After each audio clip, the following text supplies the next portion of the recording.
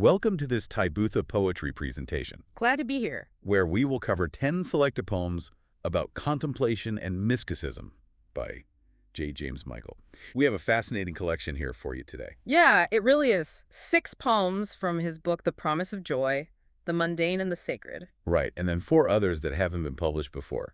So, a bit of an exclusive look. And these poems, they seem to come directly from his own experiences, contemplative, mystical. Absolutely. He uses this lyrical style that sort of invites you into those inner landscapes with him. It's less about explaining, more about sharing the feeling. Exactly.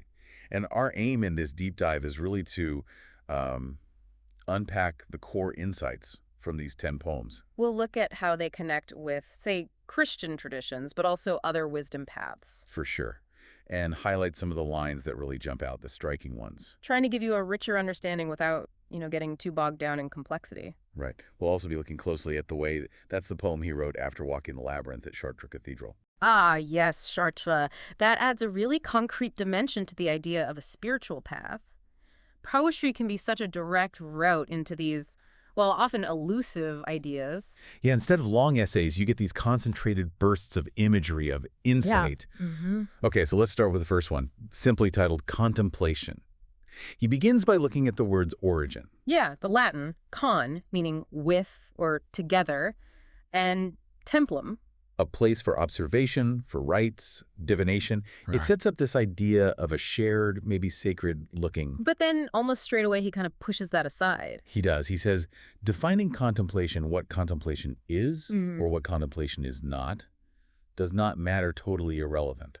Why do you think he does that so quickly? Well, I think it's a key point. It's like he's saying, look, this isn't something you can just pin down with your intellect.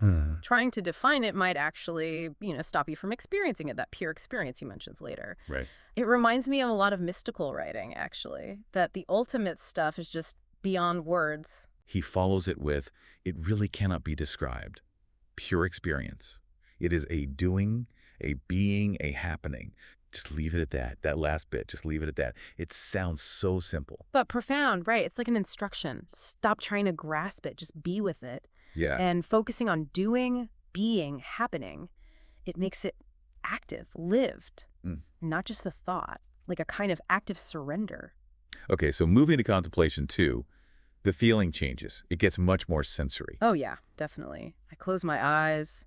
Darkness engulfs me. I hear the ringing of the bowl. I feel the vibrations penetrating the spirit. You can almost feel that inward turn, can't you? Absolutely. The details are so vivid, the dark, the sound, the physical feeling. It grounds the experience first. Before we go somewhere else entirely. Exactly. Turning away from the outside world to focus within. And then from that darkness, boom, there's the light. And what a description. Illuminating what cannot be seen in an infinite array of colors like the northern lights, yet more profound, more intense, bolder, bright. Glowing in a gloaming, a swirling shimmer, indescribable, incomprehensible, shapeless forms, this misty subtleness in an endless procession.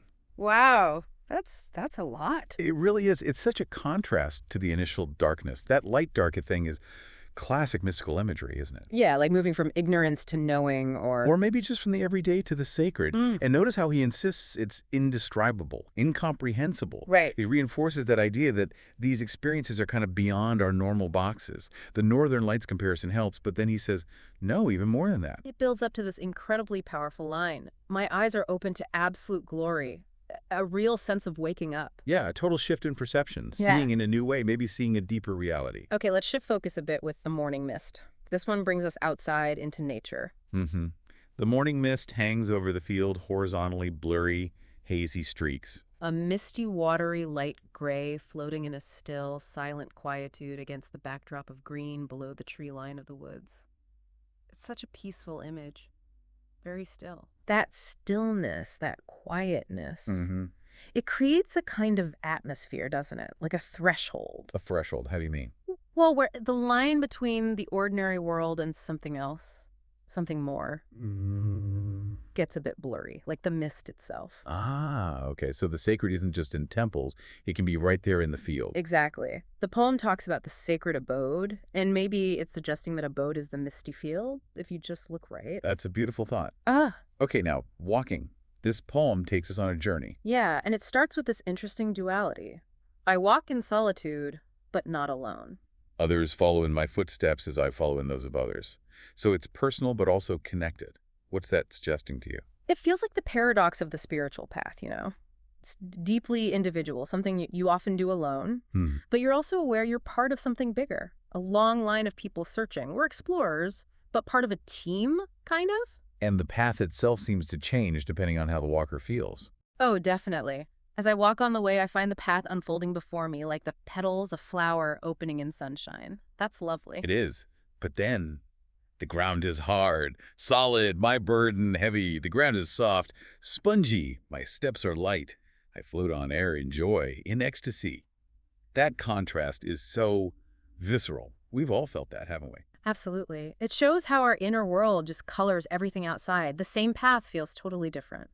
That flower image, too, like growth is this natural unfolding. And the poem ends with, one way, one path I walk with the never-ending prayer of the heart. That feels very focused, very committed. Yeah, like a total orientation towards something sacred. And that prayer of the heart, it sounds continuous, maybe deeper than just words. Right. Which leads us nicely into The Way, the poem inspired by Charles. You mentioned the labyrinth walk. Yes. For anyone listening who doesn't know, a labyrinth isn't a maze. It's one single path winding inwards to a center. Walking it is often a kind of pilgrimage metaphor. And the poem starts right there.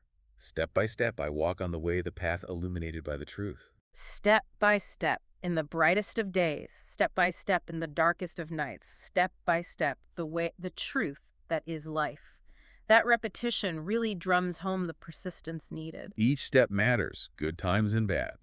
And the path itself reveals truth. That seems to be the idea. The physical act mirrors the inner journey.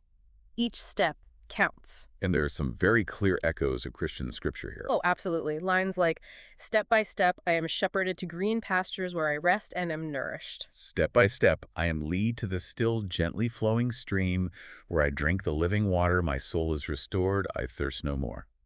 That's straight out of Psalm 23. It is, and bringing in Psalm 23 adds this huge layer of meaning. It connects the personal walk in Chartres to this ancient tradition of seeking God's guidance and care. It gives us a sense of comfort, maybe, trust, Definitely. Assurance. You're not just walking, you're being guided. and the destination is described very clearly. Yes. The way leads me step by step to the center, the place that holds the peace, the love, the harmony, the joy, the oneness flowing from the spirit. The center is the goal. That idea of the center as a place of unity, finding God or the Spirit, that's common in lots of traditions, isn't it? Very common. It's about integration, finding that core reality. And the qualities he lists, peace, love, joy, those are often seen as the results of spiritual practice. The poem ends with such surrender. Walking step by step on the way, your will be done. That really sums up a core spiritual attitude, doesn't it? Letting go of your own agenda, trusting something larger. It's the culmination. Okay, let's change gears slightly to my mantra. This one is interesting because the mantra isn't a word, it's sounds and feelings. Right. The trickling of water in the fountain, the song of the evening birds, the sound of footsteps along the gravel. The bluster, the breeze in the trees, the sunshine on my face, it's all very immediate, very sensory. What's the point of finding a mantra in just everyday stuff? Well, I think it's about finding the sacred right here in the ordinary. Paying attention to these simple things can actually anchor your mind. Like little moments of presence. Exactly, turning the mundane into something meditative. And then there's that line, and the silence of soundless sound. That sounds like a contradiction. It does, doesn't it? Yeah. But maybe it's pointing to something deeper than just noise or quiet. Like the silence underneath the sounds. Perhaps. The stillness everything comes from. It's a concept you find in mysticism, a level of reality our normal senses don't quite pick up. The poem then really broadens out, connecting this silence to all sorts of traditions. Yeah, that's a powerful stanza. Call it Brahman, call it Zen, call it Tao, call it God. Call it what you will, it is all one and all the same. It is the everlasting of everlasting, the witch of which there is no witcher. It's very inclusive. It really is. It's like saying all these different paths, they might look different, but ultimately they're pointing to the same fundamental truth, that eternal presence of now. Beautiful.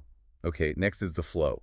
This one invites us to feel the presence experience and be one with it. The ease of pure contentment, the rapture of pure joy without force, without compulsion.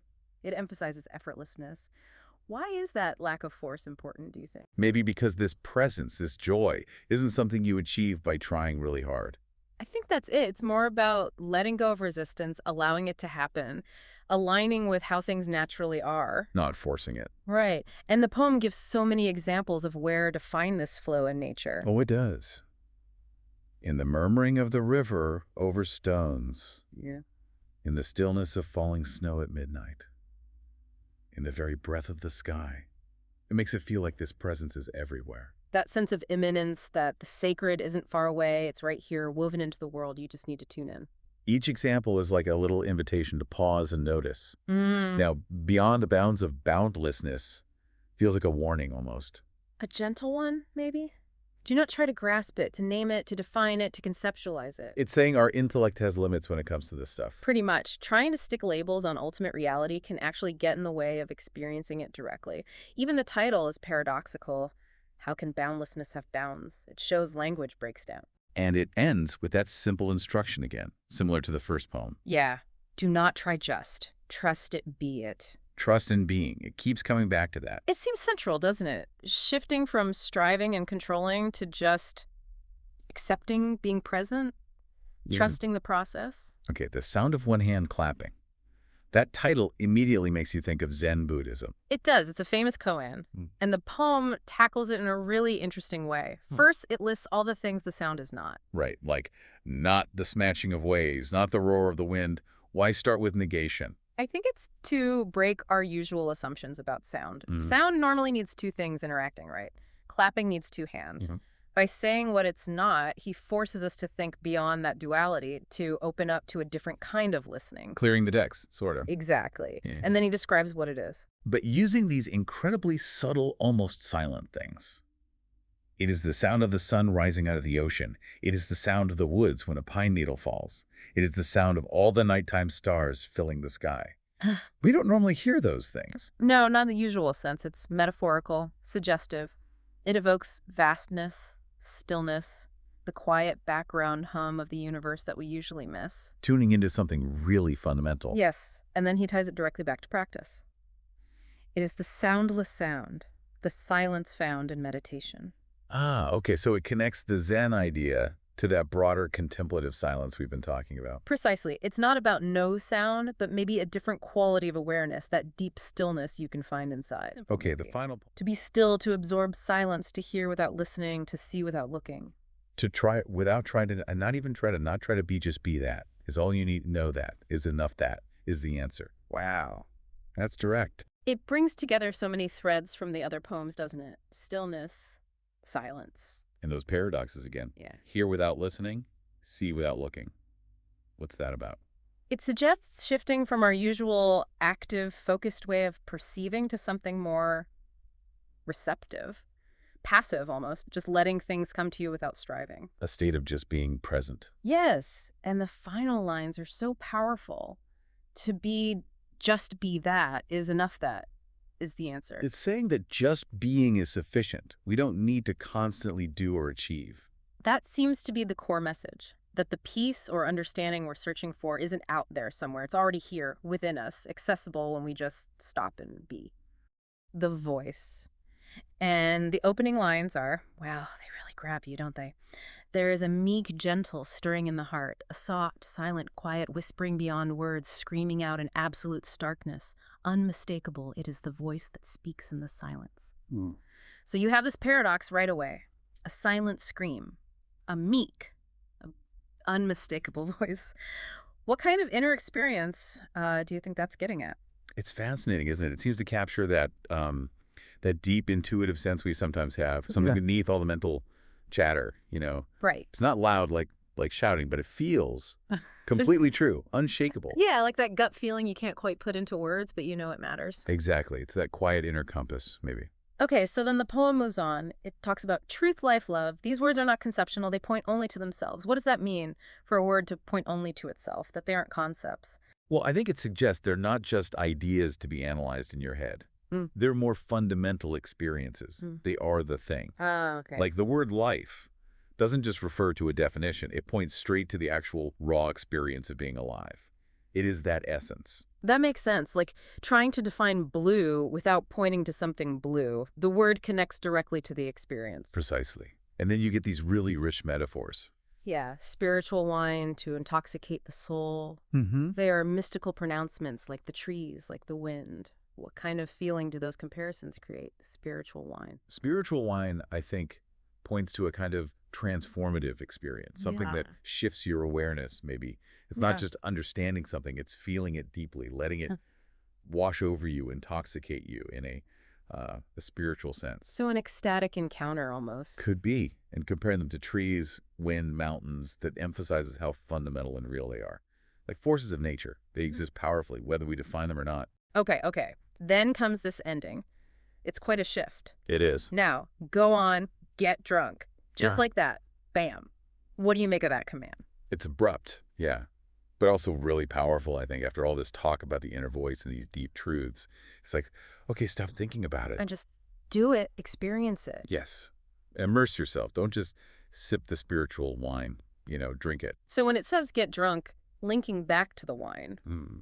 is that about losing yourself or finding something deeper? Good question. I don't think it's about, like, recklessness. It feels more like full immersion. Maybe it means letting go of the inhibitions, the sort of intellectual distance we put between ourselves and these core experiences like truth or life or love. So losing the limitations we place on feeling them fully. That's a great way to put it, a wholehearted engagement. Okay. So wrapping this up a bit, we've touched on this quiet, powerful inner voice. Mm-hmm.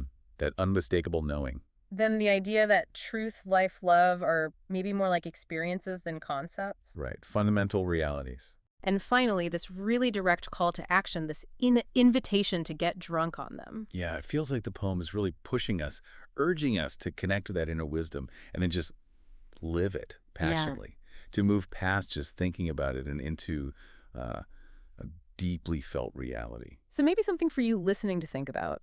What's that meek, gentle stirring whispering to you? And, what would it actually mean for you to get drunk on truth, life, and love? These 10 poems, wow. J. James Michael really does give us such a potent glimpse into these realms. They really pack a punch, don't they? Contemplation, mysticism, explored through feeling and image. Yeah. We hope this deep dive has given you some interesting insights, maybe some things to chew on without feeling too heavy. It's fascinating how you can see threads from different wisdom traditions weaving through them. Definitely. How they might connect with your own experiences or things you've read or thought about. Were there any lines or particular ideas that really resonated with you listening? Anything you feel drawn to explore more? Maybe something to ponder. Here's a final thought for you. Think about that soundless sound. Where might you encounter that kind of silence, that deeper awareness in your own life? In the quiet moments, perhaps, worth listening for.